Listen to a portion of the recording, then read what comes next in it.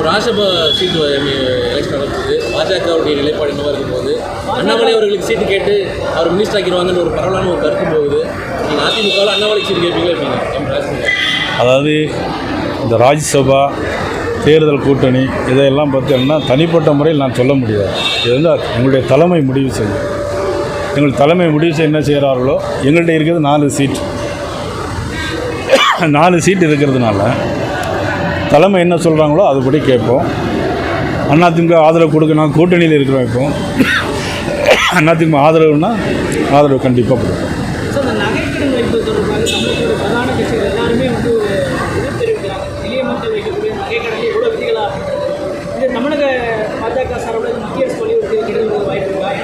இல்லை, நிச்சயமாக. அதாவது எல்லாருமே இந்த கோரிக்கையை சொல்லியிருக்கிறாங்க. இது குறித்து நாங்களும் ஏற்கனவே எங்களுடைய கமிட்டியில் பேசியிருக்கிறோம். இது குறித்து மதிப்புக்குரிய நமது நிதி அமைச்சர் அவர்களுக்கு இது குறித்து எங்களுடைய கருத்துக்களை நாங்கள் நிச்சயமாக எவ்வளோ லகுவாக ஆக்க முடியுமோ அவ்வளோ தூரம் லகுவாக ஆக்க முடியும். ஜிபிஎஸ் நேற்று ஒரு பொதுக்கூட்டத்தில் வந்து இந்த குடும்ப ஆட்சிக்கு முற்றுப்புள்ளி வைக்கப்படும்.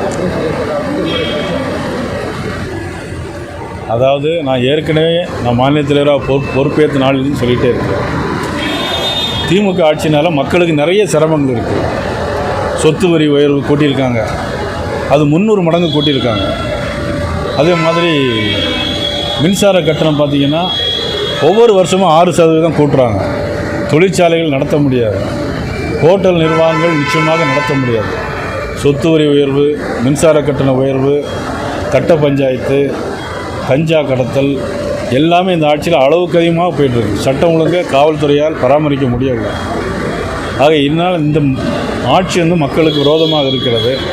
ஆகவே எல்லா கட்சிகளும் ஓரணியில் திரள வேண்டும் என்று தான் எங்களுடைய கோரிக்கையாக நாங்கள் இருக்கிறோம்.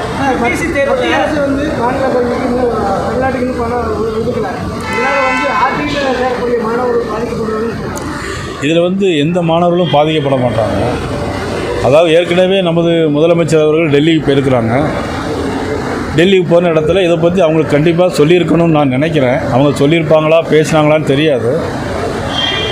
மதிப்புக்குரிய பிரதமர் அவர்களே தனியாக கூட சந்தித்து பேசியிருக்காங்க.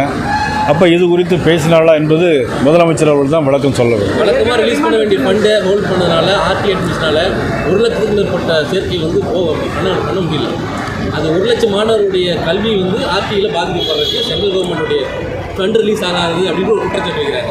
மொத்தமே 1,10,000 பேர் தான் படிக்கிறாங்க. ஆக என்னென்னா இவங்க வந்து மும்மொழி கொள்கையில் வந்து எவ்வளவு செலவு பண்ணுவோமோ அந்த பணத்தை கேட்குறார்கள். இவர்கள் ஆண்டுதோறும் கொடுக்கக்கூடிய பணத்தை கொடுத்து கொண்டு தான் இருக்கிறோம்.